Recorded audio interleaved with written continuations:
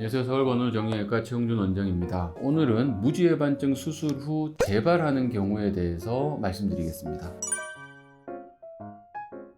사실 무지해반증 수술을 하러 오시는 분들 중에 공통된 질문 중에 한 가지가 재발입니다. 근데 사실 무지해반증 수술은 원칙에 맞게 수술을 잘 하면 재발을 하는 경우는 사실 많지 않은데, 이 원칙에 맞지 않은 수술이 아직은 꽤 있는 경우가 있어서 마치 이제 무지해반증은 재발을 걱정해야 되는 수술인 것처럼 인식되는 부분도 없지 않아 있는 것 같습니다. 그런데 무지해반증이 이제 재발할 수 있는 대표적인 원인을 몇 가지 살펴보면, 제일 흔한 것은 무지해반증의 변형 자체가 심해서 이 변형을 교정을 하더라도 완전히 교정이 되지 않고 좀 덜 교정된 경우, 쉽게 말해서 과소 교정된 경우라고 할 수 있겠습니다. 이런 경우는 다시 살짝 무지해반증이 생길 수 있는데, 이 또한 미리 설명을 하고 원칙에 맞게끔 수술을 하게 되면 아주 심했던 무지해반 변형에서 조금 변형이 되더라도 살짝 돌아가는 경우는 있지만 처음처럼 이렇게까지 돌아가는 경우는 매우 드뭅니다. 하지만 어떤 이유에서인지 간에 교정이 조금 부족했던 경우에 재발을 할 수 있고, 두 번째는 특히 절개 수술을 할 경우에 보통 있을 수 있는데요. 절개 수술을 할 경우에는 이렇게 관절막을 쭉 절개를 하기 때문에 이 관절막 처리를 잘 못해서 재발을 하는 경우가 있을 수 있습니다. 관절막은 우리가 무지해반이 엄지가 교정이 되면 여기에서 적절하게 관절을 안정시켜 줄 수 있게끔 딱 잡고 있어야 되는데, 이 처리를 잘못하게 되면 여기에서 잡고 있는 구조물이 없어지니까 시간이 지날수록 느슨해져서 이렇게 다시 넘어가는 경우가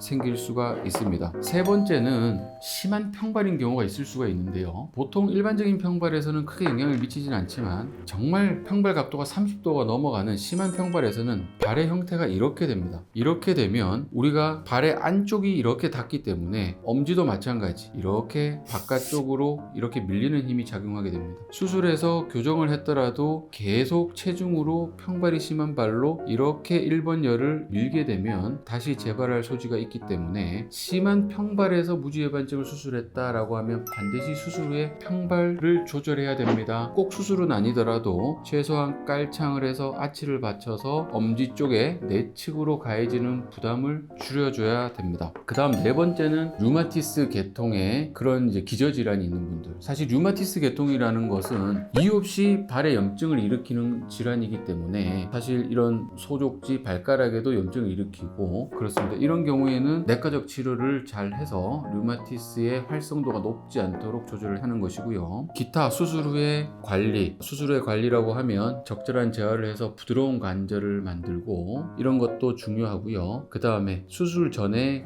첫 번째 엄지발가락에 관절염 소견이 많이 있으면은 아무래도 수술 후에 뻣뻣하기 때문에 무지해반증의 변형이 조금 증가되는 경향이 있을 수가 있습니다.